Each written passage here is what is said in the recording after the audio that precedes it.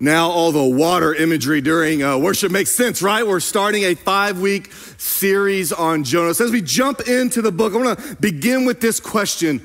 What's the primary purpose of the book of Jonah? I mean, as the author wrote it, what was the point that the author wanted you and I to take away, the original audience? I mean, so many of us have interacted with the story, heard sermons on it. We've painted the pictures in children's ministry. I think my kids have something on the wall where there's like a whale and you open it up and there's Jonah in the mouth, right? But what's the point? Is the intended purpose, primary, big, overarching purpose of the author to teach us about the miracles of God? I don't think that's it. Absolutely, it's in there. Absolutely, we can learn about that. But I don't think that's the point of Jonah. Is it to teach about the sovereignty of God, that regardless of what you do, that God is in control and God's will be accomplished? Is that the primary purpose? No. It's in there, it's absolutely true, and we should see it, but I don't think that's the main point. Is the main point to talk about the grace and the kindness, the love and the forgiveness of God? You will absolutely see that in the book of Jonah. You should take that away, but that's not the main point. That's not the primary reason the author wrote the book of Jonah. So why? Why is it? To understand the real reason, the primary purpose, the overarching point that the writer would go and take time to pin it down, we have to understand the uniqueness of Jonah. Ultimately, we have to understand the literary genre of Jonah, that would have been cool to say, right? To understand what's going on here. So Jonah's crazy, unique book. He is a prophet. Now, most of the times when there's a prophet, they receive a word from the Lord and they give it to the people of the Lord. That's just traditionally how it works. Not the case with Jonah. Very rarely does a prophet receive a word from the Lord and speak it about another nation. Jonah's unlike any other, maybe the only time in Scripture a prophet receives a word from the Lord and is sent to people not of the Lord.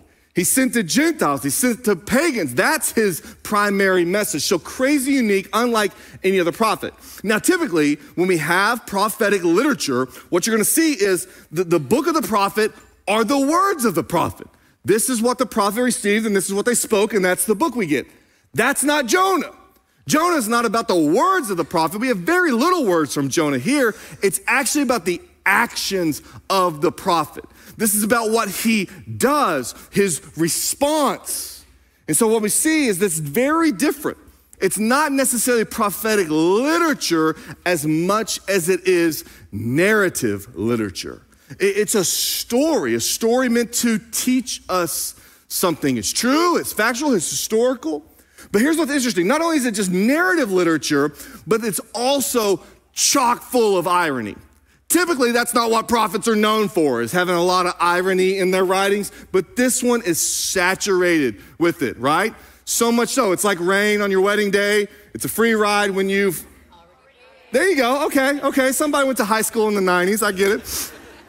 Right? Full of irony, so much so that a way we can classify the book of Jonah is of satire. Satire, right? It's big, it's dialed up. You'll see the word great is gonna be used like 14, 15 different times in this book. So it's factual, it's historical, it's narrative, satire. Now satire, you laugh at how preposterous it is, right? Because it's big, it's dialed up, it's extravagant. But at the same time you're laughing, it's kind of taking a shot at you and revealing a truth. So one person said, the book of Jonah is like an ancient Saturday Night Live sketch, okay? That's the way we should think about it. It's that satire. So a Saturday Night Live sketch, I remember that is preposterous, it's big, it's dialed up, but it's meant to teach something through humor, is one where it kind of opens up and the person, it's a guy and he's there with all his boys, he's in the living room, he's watching the football game, right? Got all the guys there having a great time. And so his wife comes and she's like kind of annoying him. And so what he does in the sketch is like, he sends her to the kitchen with an activity pack. Here, honey, open your activity pack and do it and just leave us alone. And so you see the wife in the kitchen with like a sticky hand slapping it up against the refrigerator. And she comes back and she's like, is the game over? And he's like, no, sweetheart, it's the first quarter. Go back. She's like, my activity pack's done. And he's like, get another one, right? So he's treating his wife like a 2-year-old child. And we all laugh at it and we think it's hilarious because it's dialed up. It's extreme. It's preposterous. But at the same time, it's preaching some truth, that there's a lot of men who, if they could get away with it, would treat their wife like a 2-year-old. Just don't bother me, leave me alone, I'm watching the game, complete disrespect. And so that's what satire does. So satire said this, it's a subversive form that questions the status quo. It unsettles people's thinking and assaults the deep structures of conventional thought pattern. And it aims to make people feel uncomfortable. If Jonah is true, factual, historical narrative satire, whose thoughts is it looking to unsettle? Whose conventional thought patterns is this book aiming to assault? And who is this book trying to make feel uncomfortable? The answer? It's you. And it's me. It's the original audience. That was to the nation of Israel, but now today, this book, it's aimed at us. Satire, big, dialed up, extreme, extravagant. We're gonna laugh at it, but at the same time, it's taking a shot at us. This book should step on your toes. It should ruffle your feathers. It should get under your skin. If it doesn't, you're not reading it right. That's the point of the author. Why? Because you are Jonah, and I'm Jonah. We all are. So as we're reading this book over the next 4 or 5 weeks, I don't want you to be thinking about, your cousin who's Jonah or your kid who's Jonah. You are Jonah. You put yourself in this, or you hold a mirror up to your own heart, your own actions, your own thoughts, and that's how you want to look and filter through this book. And one of the greatest examples in the Bible of using story to kind of get at somebody and out somebody and expose somebody is the story of Nathan, the prophet Nathan, when he confronts David. So David, he's up, he should be at war, but he's not. He sees Bathsheba bathing on the rooftop, has her come, gets her, impregnates her, and then has her husband killed on the battlefield. That whole, blunder. So God is very displeased with that. And so he sends the prophet Nathan to confront David about it. But Nathan, instead of just coming head on, hey, David, you did this, he's going to use a story, kind of satire, something big, extreme, dialed up to get at David. So he says this, he walks up to David and says, David, in your nation, your people, this is what happened. There's a poor guy and a rich guy. And the rich guy, he's got hundreds of heads of sheep, so many sheep, he can't even count all the sheep. And this poor man had one little lamb, took almost everything he had to purchase that lamb, and he bought it as a little baby lamb, and he raised it up. He let it come into the house, and he would feed it off the table, and he let it drink from his cup. It played with his children. He treated that lamb like one of his own daughters. The rich man has a visitor come and says, you know what? I don't want to spare one of my sheep for this visitor. Go get that man's lamb. And so the rich man takes the poor man's one little lamb, has it killed, and uses that to host his guest. When David hears this story, he loses it. He stands up and he goes, this man must surely die. He will have to repay this fourfold. And that's when Nathan goes, you're the man. Puts his fingers right in David's chest. Uses the story to bring him in, and then it's a gotcha moment. So as we read the book of Jonah, I hope you hear the Holy Spirit shouting in your ear, you're the man. You're the woman. You are Jonah. Our prayer as we go through this should be this. Search me, O God. Know my heart, test me, know my anxious thoughts. See if there's any offensive way in me. Lead me to the way everlasting. We want to open ourselves up to this and say, God, what's deep in here? Can we push past the shiny flower mound exterior and like really get in here to our heart, to our motives, to our deepest desires? That's what the book is meant to do, because let's be honest, you and I, we don't always listen to what God says. You and I don't always do what God asks. You and I don't always act in a manner that's consistent with how we present ourselves. You and I don't always long to be in the presence of God. You and I don't always carry out the mission God calls us to carry out. And you and I don't always want to share the gospel message of forgiveness. My friend, you and I are Jonah. Still to this day, Jews on Yom Kippur, the Day of Atonement, they go into the synagogue and they pull up this book and they read the book of Jonah together. And at the end of the book of Jonah, they all say in unison, "We are Jonah." So I want us to continue in that tradition, okay? So on a count of 3, I'm gonna go 1, 2, 3, and you're gonna say, "I am Jonah," okay? You ready? Here we go. 1, 2, 3. I am Jonah. Yes, you are. That's right. Very good, okay? Now, if you had a hard time saying that, or you didn't say it because you didn't think it true, you're like a double Jonah, okay? You're like super Jonah. You like need this more than anybody here, all right? That's the point. We have to open ourselves up and say that. That's what the original readers needed. That's what we need. Let's go. Now the word of the Lord came to Jonah, son of Amittai, saying, "Arise, go to Nineveh, that great city, and call out against it, for their evil has come up before me." But Jonah rose to flee to Tarshish, away from the presence of the Lord. He went down to Joppa and found a ship going to Tarshish. So he paid her fare and went down into it to go with them to Tarshish, away from the presence of the Lord. The book opens up. You should be laughing hysterically because it's full of irony, full of satire in the very first line.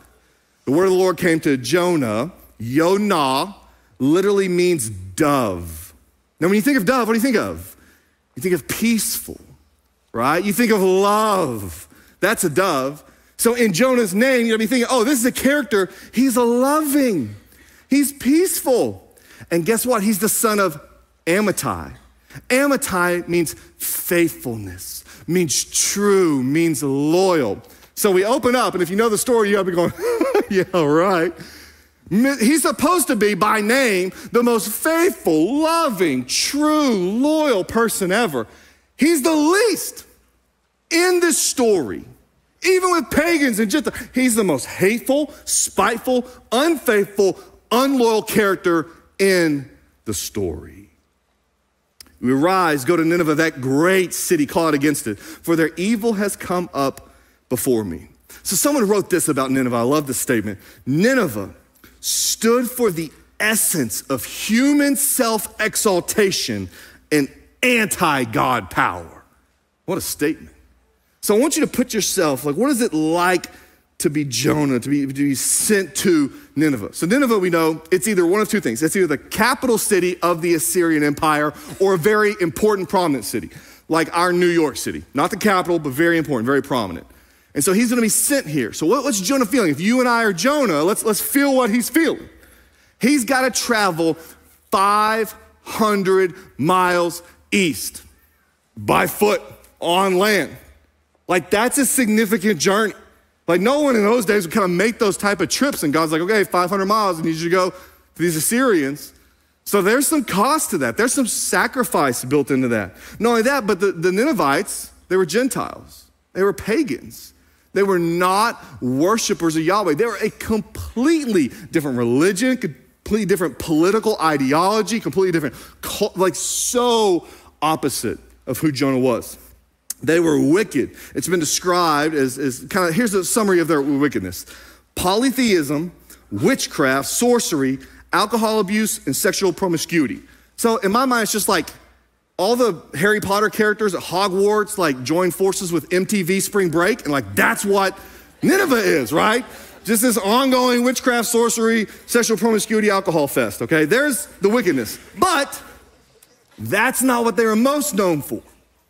What they were most known for was their cruelty and their brutality in battle.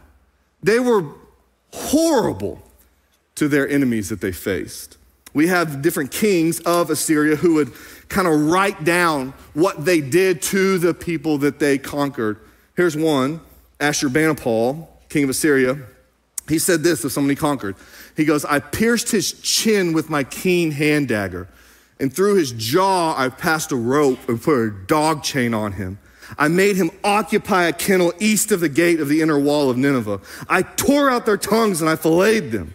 I laid them on skinning tables of Nineveh and I slaughtered them like lambs. I cut off their members and then carried them about as an object for all lands to see. They're horrible, gruesome, despicable. They would decorate their homes with the body parts of their victims. Like gives a whole new meaning to headboard. Footstool? You know the leg lamp in Christmas Story? Right? I could imagine ancient Assyria. You know, one lady has her house redone, redecoration. You know, hey, friends, come over and look at it. They come in like, oh my gosh, is that Joanna Gaines? Literally. So not only was Jonah aware of their cruelty, it had actually impacted him. It affected him. He didn't just have knowledge of it, his people, his family had experienced that type of cruelty.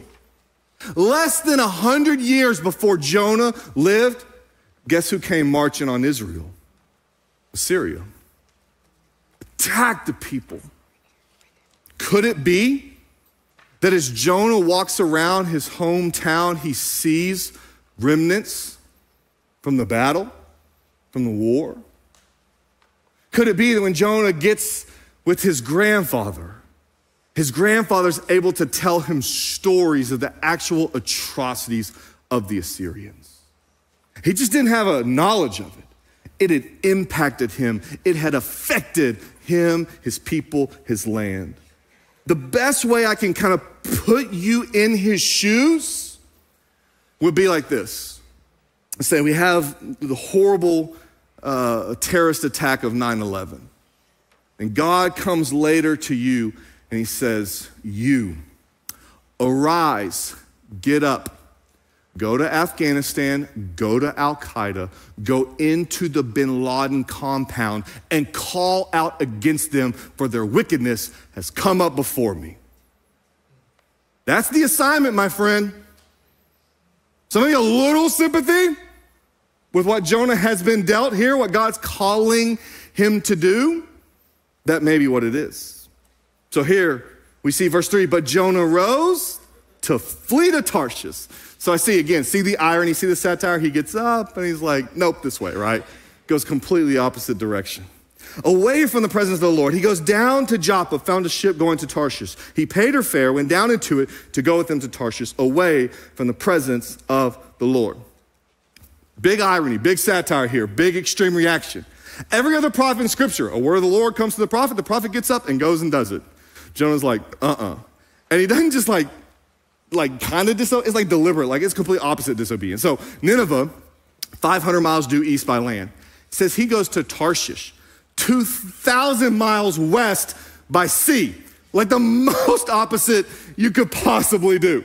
Okay, so Tarshish, it's if he's there in Joppa, which is like modern day Tel Aviv. So when you go with me to Israel, we'll fly into Tel Aviv, okay, just south of Tel Aviv, there's Jaffa, which is a translation from Joppa, and so that's where he goes. He goes right there to the sea, the Mediterranean. He's gonna sail past the Strait of Gibraltar, modern day Spain, and go to this kind of smelting town, Tarshish.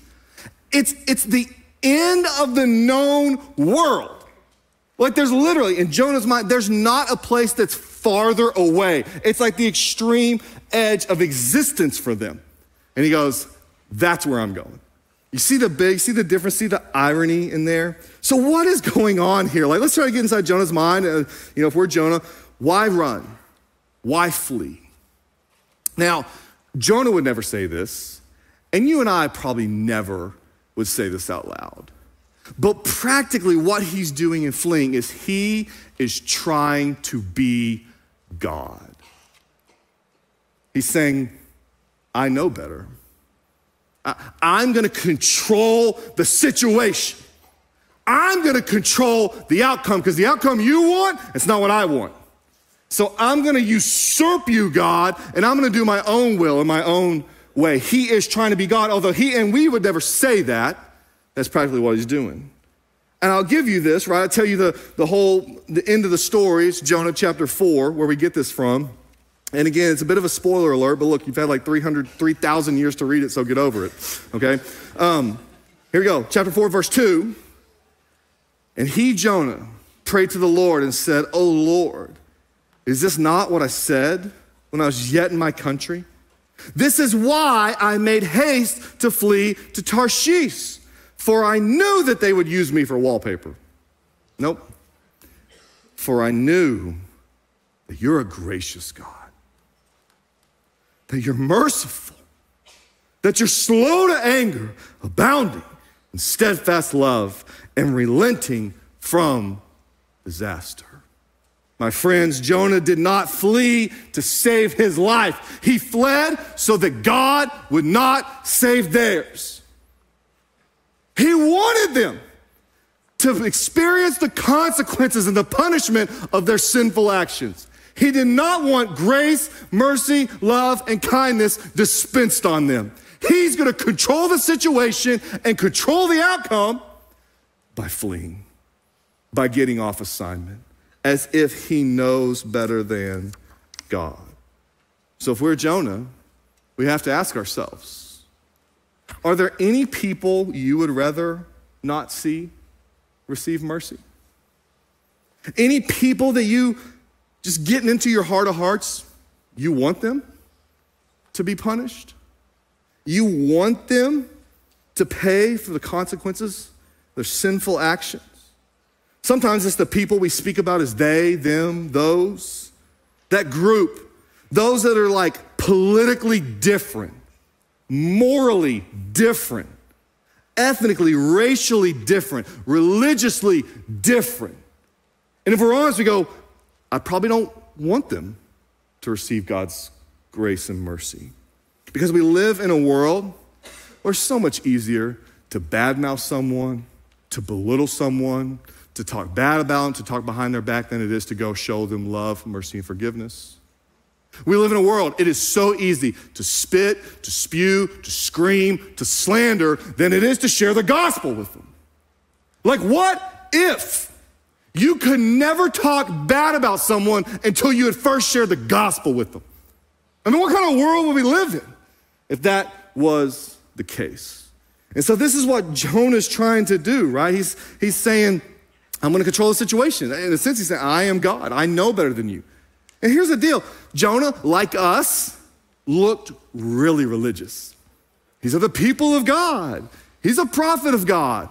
And he had probably done so many wonderful, incredible, awesome, amazing, obedient things until what God wants cuts against what he wants. And that's when the veneer starts to show. When the mask comes off, when he's done playing games, he goes, you know what? Serving God was fine as long as God was doing what I thought he should do. But as soon as that script flipped, I'm out. The call to follow Jesus is not to take up your cross and get whatever you want. It's to take up your cross and die. Second reason I think he's fleeing is that he's trying to escape guilt. There's this phrase in the text that comes up a couple times. He's doing this to get away from and flee from the presence of the Lord. Now, Jonah's not an idiot. He's a prophet of God. He knows the scriptures. Do you really think he's like, I can get somewhere where God can't see me and God doesn't know I can just totally hide from God? Do you think that's what? No, of course not. Jonah knows Psalm 139. Where shall I go from your spirit? Where shall I flee from your presence? I don't think Jonah's trying to hide from God. See, the word flee from your presence, it's the word, it means the face of God or the side of God. I think Jonah's not trying to get somewhere where God can't see him, but that Jonah can't see God. Is Tarshish converted? There are a lot of Yahweh followers in Tarshish. Are there temples and synagogues there? God may not yet have revealed himself. So Jonah's like, I'm gonna go escape. I don't want any semblance, remembrance of God at all. And I experienced this, like when I was in college, the way I say it is the best of times and the worst of times. And I was so sinful at times in college. And I was in that sinful cycle. You know what I stopped doing? I stopped going to church. And I stopped hanging out with Christian friends. And I stopped doing spiritual disciplines. Why? I was trying to get away from the presence of God. Those things would remind me of my disobedience. And so I was trying to, push that stuff away, escape that. I don't want to think about it. Just let me go live my happy little life over in Tarshish without being reminded of my disobedience. You see, Jonah could have just sat down in Israel and not gone. Like, yeah, I'm not going to go. I'm not going to have them. But there's something different. Why does he go to Tarshish? Why did he just stop right there and not go? There's more to it, right? He's trying to escape these reminders of God. Today, we can escape into so much stuff, busyness, distractions, to try to drown out the sound and the sight of God. And I wonder if we simplified our lives, if we decluttered, if we got back to some spiritual practices and disciplines and just spent time, will we not come face to face with God? And for some of us, that's the most frightening place we could be, because we may be reminded of his calling and our possible dodging. So I wonder, I worry, I fear that a lot of us may be living great lives, having a wonderful time in Tarshish, distancing ourselves, distracting ourselves from our disobedience to God. We are Jonah. 3 application questions. I'd love for you to write these down. I'd love for you to talk with your family, your small group, whatever your community is. Would you really put some time into these this week? Number 1, what is your Nineveh? That place that God is calling you to. That's not necessarily easy. That may be difficult, it may be hard, it may be very costly, but it's only achievable through obedience to him. What is that? What's your Nineveh? What's your Tarshish? What's that place of escape you want to go to? To totally block out, to not be reminded about God at all. And then be honest with yourself. Open up and go, what are the boats down at Joppa that want to take me away? What are those temptations? Right? Just be honest with you. Satan's got a port full of them for you. Whatever boat you want, whatever destination you desire, he's got hundreds lined up just to take you away, to escape what God is calling you to. My friend, don't let those ships sail with your feet on them. But maybe say, no, it may be costly, but it's better to obey. It's better to go to Nineveh, right? This ultimate question, just from these first 3 verses, I think is this. Would you rather have cheap freedom without God or costly obedience with God? Do you want to live in Tarshish without God, or do you want to go to Nineveh with God? See, this book isn't really a little pat you on your tushy and tell you you're doing such a great job, right? This book's hard. It's meant to cut to our quick, to expose us, to challenge your self-righteousness, to challenge your selfishness, to challenge your half-heartedness, to get at your hypocrisy and to get at mine.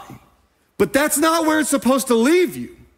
Like, this book is supposed to punch you in the gut, but then turn around and point you to God. That's the purpose. As Charles Spurgeon would say this, I've learned to kiss the waves and throw me against the rock of ages. And that's my prayer for you. I hope this book crushes you.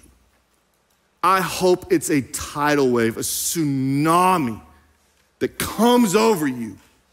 But I hope that it throws you against the mercy and the love and the kindness and the grace of God.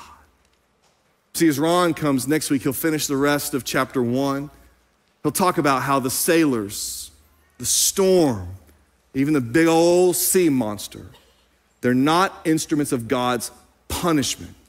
It's like God's mad at Jonah and I'm gonna get you with this storm. They're instruments of grace. God loved him too much to let him go. And so he sent some things in his life to turn him around, to expose some things, to bring repentance, to bring realignment to the will of God.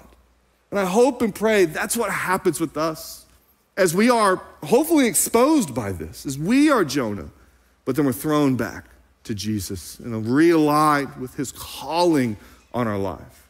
So what does that? What are some instruments of grace today? Is it a big storm in the parking lot waiting for us, or sailors, or big old fish gonna swallow you up?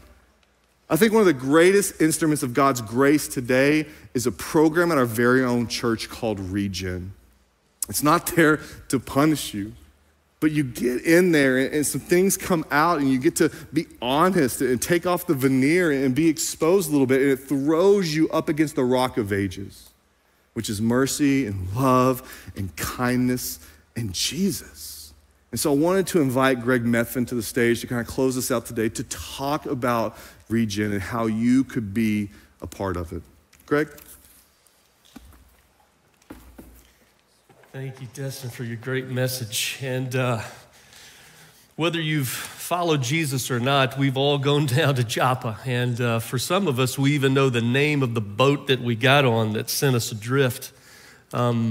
Maybe that boat's called fear for you. Maybe something overwhelming has happened that has created some anxiety in your life and makes it hard to fully give your heart and to trust God in these kinds of moments. I know for a lot of people, the boat that they got on was hurt. Somebody hurt them. And sometimes those hurts continue to haunt us long after they have happened, or it looks like unforgiveness is the boat that you're on, and you're locked in this place of bitterness, maybe with people that you love and live with, but you haven't found the capacity to be released from that. For others, it's a habit. That's the name of the boat that they're on. So something that is secret. Maybe they're not even honest with themselves to say, yeah, this is a problem for me. But deep, deep down, we know this is killing me. This is killing my life. This is killing my relationship with God, whatever that is. I'm so grateful that Rock Point has invested in a ministry to go out to sea to remind people, hey, you can get off that boat. We can start heading back towards God's best for your life. And I talk to lots of people who say, hey, listen, I've said a prayer over and over. God, help me turn it around. I've read books, I've watched videos, but the needle is not moving in my life. But I've got good news, even if that's been your experience. We've walked with numerous people through Regen who said the exact same thing and have come to find freedom and new power and transformation in their life. We're going to kick off for adults here in a week from Monday. So on August the 15th, we're going to start a new Regen group. And we're going to teach you how to meet with God daily in new ways. We're going to meet weekly and give you the chance to learn new things about whatever the issue is that you're grappling with and how to deal with it and bring it to God. But maybe best of all, you're going to get to know people who are safe and supportive and doing their own business with God. And there is something life-giving of just getting out from behind the secrets that suffocate and be in the company with other people who are headed to God's best in their life that brings a new power to life. We're really excited because this semester, for the first time, we're also going to offer an opportunity for students, high school students who are also struggling in various kinds of ways, to be able to find help as well. And we're going to start that in early September. But we've got a ministry table right out these main doors. Come drop by. You can get some material. You don't have to talk to me. I'll be happy with Ashley G, who will be there to answer any questions that you have about the program. But please sign on our little clipboard so that we can make sure that you're getting all the information about what's happening in this ministry. What if this is your moment to turn it around and experience freedom and power like you never have before? What a gift that would be to your soul. What a gift that would be to your family. What a gift that would be to your faith. So looking forward to meeting you and praying with you and helping you in every way that we can.